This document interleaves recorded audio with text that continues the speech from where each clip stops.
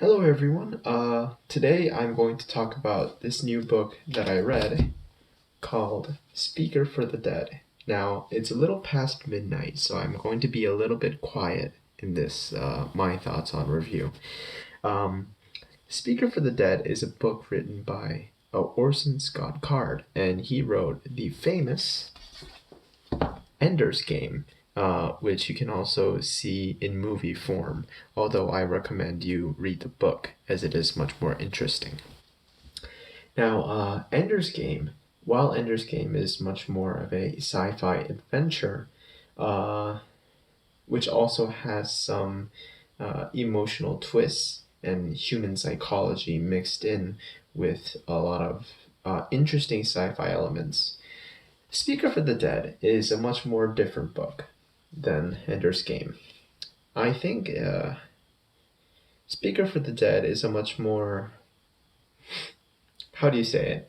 It's more philosophical. Um, and reading this book, I had an idea where I think that the greatest sci-fi stories of all time primarily deal with human emotion. In fact, I think you can say, as an argument, that the greatest stories in general of all time deal with human emotion. But the thing with sci-fi is that on the surface level, it may not seem like human elements that the stories kind of tend on or touch on, but ultimately it is about the human condition, the human emotion, the human psychology that it deals with.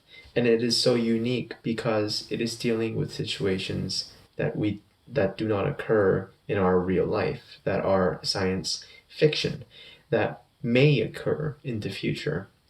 And I think it's very interesting to look at these possibilities. Now, the thing I liked about Speaker for the Dead, first of all, I thought its science fiction was incredibly interesting. It was not a concept that I have seen in other science fiction books, it is something that I have not seen replicated in a way, because science fiction usually has a lot of themes that reoccur in a lot of source material that reoccur and change along different stories.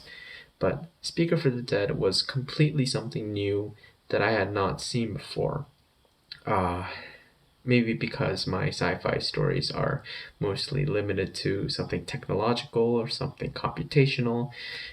This one was more biological, and I enjoyed that aspect of it, although sometimes it was difficult for me to follow. Next, I think Orson Scott Card did a really good job in juggling the characters and the relationships between these characters. There are quite a number of characters that speak their mind about the situation at hand, uh, and there are a lot of characters who have relationships with each other, who have relationships with not only with each other, but in the aspect of a community and how they relate to the community. And this sense of community is very important in this book, and how an individual meshes with community, I think, is one of the main themes of the book. Another main theme of the book is how communities mesh with each other, and there are a lot of communities here. I don't want to spoil anything from Ender's Game or Speaker for the Dead, but I think you should go read Ender's Game and then Speaker for the Dead. It is a direct sequel, and reading Ender's Game first will prove a much more joyous experience for Speaker for the Dead. And I have great respect for Mr. Orson Scott Card in creating these characters, these various amount of characters, and giving them a personality in relation to each character's relationship with other characters. And I think that was dealt very beautifully. And I could really feel all these characters and how they think and how they perceive